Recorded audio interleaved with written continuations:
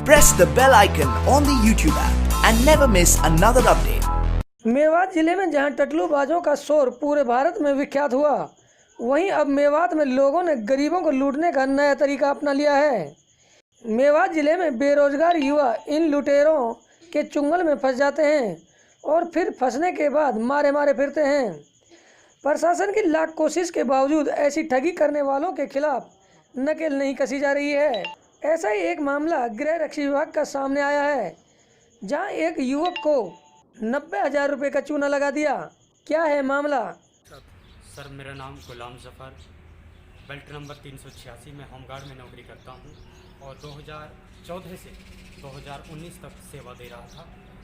24/7/2019 को मुझे centre commander Karambir ने बिना किसी नोटिस दिए और बिना किसी शिकायत के मुझे नौकरी से डिस्चार्ज कर दिया।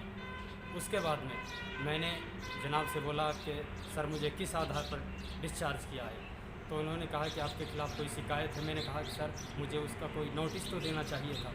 उसके बाद में दो लड़के मनोज व फूलराम, दोनों लड़के ऑफिस में काम करते हैं।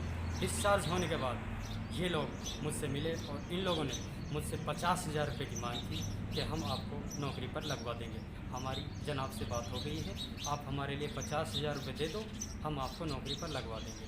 तो मैंने इधर उधर से कुछ अपनी औरत के आभूषण गिरवे रखकर इनको 50,000 रुपये दे दिए, लेकिन उसके बाद इन्होंने मुझे नौकरी पर नहीं चढ़ाया। उसके बाद में फिर इन्होंने 40,000 रुपये की मांग की।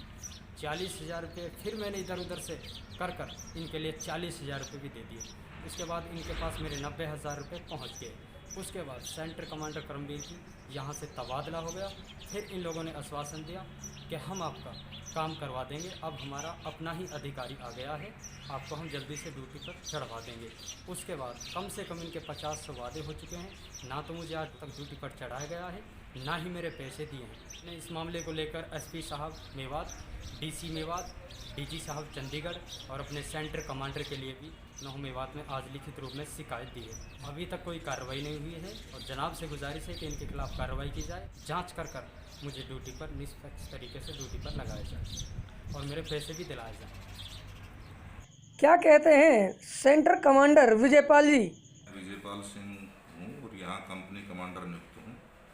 सर ऐसा है, ये पुराना मामला है और जो मैंने इसकी एप्लीकेशन देखी है, इसमें ये 2019 का मामला है। मैं यहाँ तो फरवरी 2020 में आया हूँ, मार्च में, और 2019 में कोई नोटिस वगैरह नहीं है, इसको डिस्चार्ज किया गया है।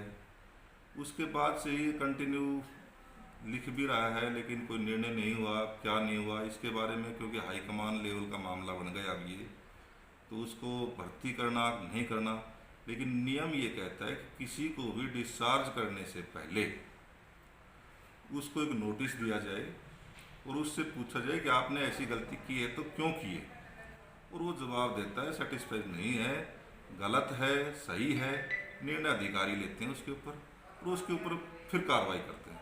फिर भी उसको एक मौका दिया जाता है, हटाने से पहले फिर उसको मौका दिया जाता है कि भाई आपको चेतावनी दी जाती है कि आप ऐसा ना करें और भविष्य में ऐसी गलती ना दोहराएं, और फिर भी करता है तो उसको बर्खास्त कर दो भाई। ये एक अहम प्रक्रिया है, लेकिन इसको मेरा जहाँ तक है तुरंत ही सेवा मुक्त किया हुआ है और पता नहीं किस मामले में किया है, ये मेरे दायरे से बाहर है। इस मामले में मैं कुछ नहीं कह सकता। सर इसकी जो कोई 2 कर्मचारी हैं आपके यहाँ पर, जी, उन्होंने कुछ पैसे ले देकर इसको निपटाने के लिए भी कोई मामला था, तो इन्होंने एक शिकायत में लिखा था, क्या है वो? नहीं, ये शिकायत अभी संज्ञान में आई है, आज ही मेरे संज्ञान में आई है और आज ही हम उनको नोटिस सर्व कर रहे हैं। तो हमारी कोशिश है कि उन दोनों को नोटिस सर्व आज ही नोटिस दे दें और उनसे जवाब मांगे कि आपने ऐसा क्यों किया, क्यों विभाग की छवि धूमिल की।